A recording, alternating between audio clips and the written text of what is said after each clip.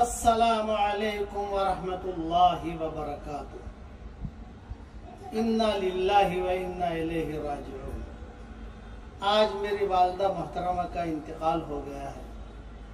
अल्लाह ताला उनकी मग़फ़िरत फरमाए, उनके दर्जात को बुलंद फरमाए। बहुत एहतिमाम से मेरा सबक सुनती थी और बहुत एहतिमाम से दर्स कुरान भी सुनती थी। और खुसूसियत इनकी ये थी कि इस बीमारी में भी नमाज एहतिमाम से पढ़ती थी। नमाज का वक्त हो गया, मुझे नमाज पढ़ा दो, नमाज पढ़ा दो। हमारे यहाँ दिल्ली निज़ामुद्दीन मरकज़ में 3 फातिमाएँ थी।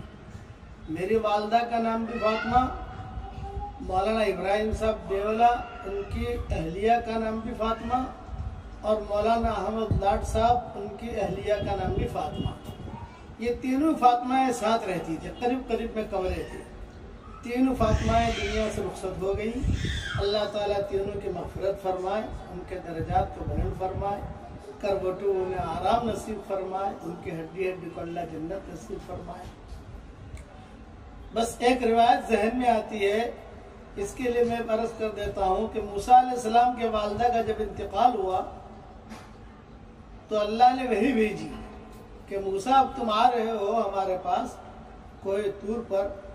पहले तो वालिदा की दुआएं साथ होती थी, अब माँ का इंतकाल हो गया है इसलिए संभल के आना। हमारे लिए बहुत दुआएं करती थी। हमारे भाइयों की तरबियत की।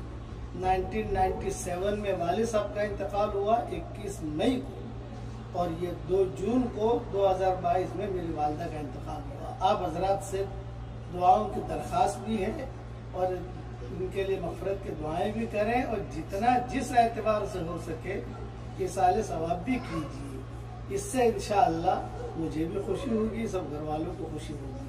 अल्लाह ताला हम सबको, आप सबको, हम सबको अल्लाह जज़ाए खैर दे।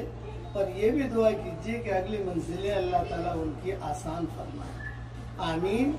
व आखिर दावाना अल्हम्दुलिल्लाहि रब्बिल आलमीन।